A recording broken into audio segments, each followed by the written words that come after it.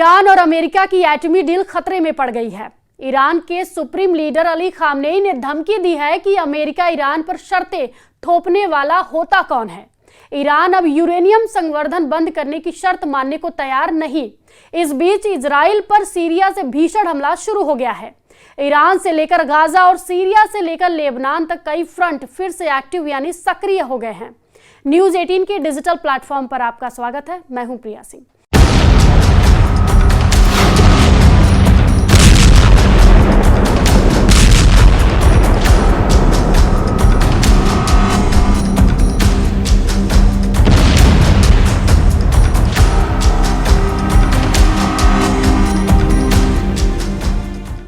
खाड़ी के बारूदी घमासान के बीच अमेरिका ईरान में रस्सा कशी का खतरनाक खेल चल रहा है। इस खेल का द एंड एटमी धमाके के साथ होने का खतरा है, क्योंकि ईरान और अमेरिका में बात बिगड़ती जा रही है। एटमी डील पर सस्पेंस बढ़ता जा रहा है। ट्रंप पहले ही साफ कह चुके हैं कि ईरान या तो अमेरिका से परमाणु समझौता करेगा या फिर बर्बाद होगा। ट्रंप की धमकियां दिन ब दिन तेज होती जा रही हैं। इधर इजराइल ईरान पर हमले की धौंस जमा रहा है। ईरान भी ट्रंप की एटमी डील से दूर होता दिखने लगा है, मगर ट्रंप एटमी डील की मजबूरी गिनाते जा रहे हैं। इस सब के बीच इजराइल दुश्मनों पर बारूद बरसाना बंद नहीं कर रहा है, जबकि ईरान ने फाइनल फैसला कर लिया है।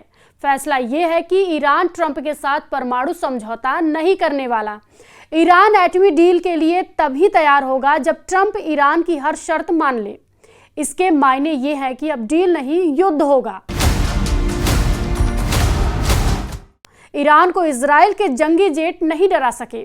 ईरान को ट्रंप की धमकी से फर्क नहीं पड़ा। ईरान एटमी डील के थ्रेट से भी नहीं घबराया। ईरान ने अब ताल ठोककर ट्रंप से कहा है कि वो दुनिया का सबसे बड़ा एटमी पावर बनेगा। ईरान के सुप्रीम लीडर अली खामनेई ने जो वार्निंग दी है, उससे सुपर पावर की जमीन खिसक गई है। कल तक जिस ईरान को ट्रंप बात बात पर बर्बाद डालने की धौंस जमा रहे थे, जिस ईरान के न्यूक्लियर सेंटर को नेतन्याहू जंगी जेट से बम बरसाकर उड़ाने का मिशन ऑन करने वाले थे, उसी ईरान ने अब 100 से ज्यादा एटमी सेंटर बनाने का रुख अख्तियार कर लिया है। मतलब यह है कि ईरान एटमी पावर नेशन की लीग का लीडर बनने की हुंकार भर रहा है। साथ ही ईरान ने ट्रंप की एटमी डील के ऑफर को भी रद्दी की टोकरी में डालने का सिग्नल दे दिया है। ईरान के सुप्रीम लीडर अली खामनेई ने ट्रंप की एटमी डील को ईरान के लिए सबसे हानिकारक डील तक कह दिया है। بی‌ادب و گستاخ آمریکا این خواسته رو با زبانهای گوناگون تکرار میکنن. طرحی که آمریکایی‌ها ارائه کردند 100% ضد ما میتوانیم است. ईरान में वही होता है जो सुप्रीम लीडर अली खामनेई तय करते हैं। सुप्रीम लीडर की कही हर बात पत्थर की लकीर होती है। अली खामनेई अमेरिका को धोखेबाज कहते हैं, अमेरिका को सबसे बड़ा दुश्मन मानते हैं। सुप्रीम लीडर ने इसके बाद भी ट्रंप की एटमी डील के लिए हरी झंडी दे दी थी, मगर सारे एहतियात बरतते हुए उन्होंने ट्रंप से अलर्ट रहने की हिदायत भी दी थी। हालांकि डील पर ट्रंप के बदलते रुख ने ईरान को परमाणु समझौते से दूर कर दिया है। सुप्रीम लीडर अली खामनेई का दिमाग, ट्रंप की जिस बात ने अली खामनेई का दिमाग गर्म कर दिया है, उसे भी जान लीजिए। ईरान अमेरिका के बीच परमाणु समझौते पर अब तक 5 राउंड की बैठक हो चुकी है। एटमी समझौते की हर बैठक के बाद प्रेसिडेंट ट्रंप ईरान पर नया प्रेशर बना रहे हैं। 5वें राउंड की बैठक में ट्रंप के दूत स्टीव विटकॉफ ने ईरान के विदेश मंत्री से ईरान की यूरेनियम संवर्धन प्रोग्राम पर पूरी तरह पाबंदी की शर्त सुना दी। अमेरिका के इस रुख से ईरान के सुप्रीम लीडर अली खामनेई इस कदर भड़के कि उन्होंने एटमी डील को ही फिजूल कह दिया है। वही अली खामनेई ने ट्रंप को डायरेक्ट धमकी देकर भी ये भी पूछा है कि अमेरिका कौन है जो ईरान के एटमी प्रोग्राम के फैसले लेगा। مطلبی که ما در باب هسته‌ای به طرف‌های آمریکایی و غیره میگیم اینه که شما چه کاره‌اید؟ چرا دخالت میکنید که ایران باید غنیسازی داشته باشه یا نداشته باشه؟ به شما چه؟ آمریکایی‌ها این است که شما اصلا صنعت هسته‌ای نداشته باشید. ایران صنعت هسته‌ای نداشته باشه. شما در رادیو دارو به ما احتیاج داشته باشید، در انرژی به ما احتیاج داشته باشید، در دستگاه آب شیرین کن به ما احتیاج داشته باشید، در دهها رشته مهم دیگر به ما وابسته باشید، اصلا صنعت هسته‌ای نداشته باشید.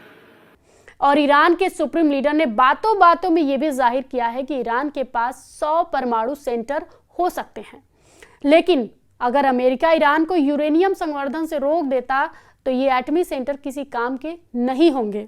100 تا نیروگاه هسته‌ای داشته باشیم اما غنیسازی نداشته باشیم به دردمون نمیخوره. برای خاطر اینکه نیروگاه هسته‌ای احتیاج به سوخت دارد، اگر این سوخت رو نتوانیم در داخل کشور تولید کنیم باید دست دراز کنیم طرف آمریکا و اونها برای دادن سوخت هسته‌ای ممکنه 10 شرط بگذارن. ईरान के सख्त रुख ने ट्रंप की टेंशन बढ़ा दी है। अमेरिका में ईरान की डील को लेकर ट्रंप से सवाल पूछे जा रहे हैं। यूएस स्टेट डिपार्टमेंट प्रवक्ता टैमी ब्रूस ने ऐलान किया है कि प्रेसिडेंट ट्रंप ईरान पर मैक्सिमम प्रेशर बनाए हुए हैं।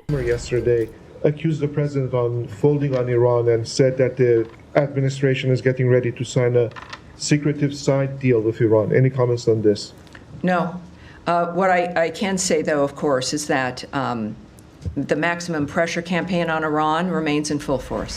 ईरान के एटमी प्रोग्राम पर मिस्र में अंतर्राष्ट्रीय परमाणु ऊर्जा एजेंसी की कोशिशें भी जारी हैं, जहां IAEA चीफ राफेल ग्रॉसी से ईरानी विदेश मंत्री सईद अब्बास अरागची ने वही बातें दोहराई है जिसे सुप्रीम लीडर अली खामनेई ने कहा है। ईरान अपने एटमी प्रोग्राम को ऊर्जा जरूरतों के लिए जारी रखने की बात पर डटा हुआ है। अगर هدف از مذاکرات این باشد که اطمینان حاصل بشود که جمهوری اسلامی ایران هرگز سراغ سلاح هسته‌ای نخواهد رفت، به نظر من یک توافق کاملا دستیافتنی است. ولی اگر اهداف غیر معقول و غیر واقعی وجود داشته باشه، اگر هدف محروم کردن ایران از فعالیت‌های صلح‌آمیز باشه، ما به هیچ وجه توافقی رو نخواهیم. वही ईरान अमेरिका के परमाणु समझौते के पेच यूरेनियम संवर्धन की शर्त पर फंस गया है। ये सुलझेगा या नहीं? 2018 में अमेरिका ने परमाणु समझौते के joint comprehensive plan of action के तहत कुछ नियम तय किए थे, जिसमें ईरान को केवल 300 किलोग्राम यूरेनियम रखने की अनुमति दी गई है। इसके साथ ही ईरान को यूरेनियम को 3.67% तक संवर्धित करने की छूट भी मिली। हालांकि मार्च 2025 में IAEA की जांच में पता चला कि ईरान के पास करीब 275 किलोग्राम यूरेनियम था, जिसे 60% तक शुद्ध किया गया है। यानी ईरान यूरेनियम को और शुद्ध कर ले तो करीब आधा दर्जन परमाणु हथियार बना लेगा। अमेरिका मानता है कि ईरान यूरेनियम से एक हफ्ते में ही एक एटम बम बना सकता है, लेकिन ऐसा न ट्रंप होने देंगे न ही नेतन्याहू, भले ही ईरान से युद्ध क्यों ही ना करना पड़े उन्हें। इजराइल तो इसी ताक में है कि ट्रंप का इशारा हो और ईरान के एटमी अड्डों पर हवाई हमले शुरू किए जाएं। अमेरिका और इजराइल दोनों के पास ईरान के परमाणु ठिकानों के बुनियादी ढांचे पर बमबारी की सैन्य ताकत है, मगर ईरान के ज्यादातर परमाणु ठिकाने जमीन के नीचे बने हुए हैं। उन्हें तबाह करने के लिए इजराइल को बंकर बस्टर बम बरसाना होगा। ऐसे बमों को इजराइल बिना अमेरिकी मदद के इस्तेमाल नहीं कर सकता। इजराइल के लिए ईरान से भिड़ने से पहले हर दिन नए दुश्मन की आमद भी आफत है। सीरिया से गोलान हाइट्स पर पहली बार 2 रॉकेट दागे गए हैं। कमांडर जुलानी के राष्ट्रपति बनने के बाद ये पहली बार है कि इजराइल पर हमला हुआ है। हमले के लिए इजराइल के रक्षा मंत्री इजराइल काट्ज ने कमांडर जुलानी उर्फ अल शरा को जिम्मेदार ठहराया है। इजराइल ने धमकी दी है कि हमले का मुंहतोड़ जवाब दिया जाएगा। अब तक इजराइल ने जब चाहा सीरिया में घुसकर दुश्मनों के ठिकाने तबाह किए हैं, लेकिन सीरिया से हुए पलटवार से साफ हो चुका है कि नेतन्याहू को एक नए फ्रंट पर जबरदस्त टक्कर मिलने वाली है। सीरिया में पर्दे के पीछे तुर्की की ताकत है, जिससे भिड़ना इजराइल के लिए घातक साबित हो सकता है। तुर्की के राष्ट्रपति एर्दोआन इजराइल को सबसे बड़ा दुश्मन मानते हैं। तुर्की की सेना और हथियार भी इजराइल के टक्कर के हैं। यानी ईरान अमेरिका के घमासान का जितना खौफनाक होगा, उतना ही डरावना युद्ध इजराइल तुर्की के बीच छिड़ सकता है।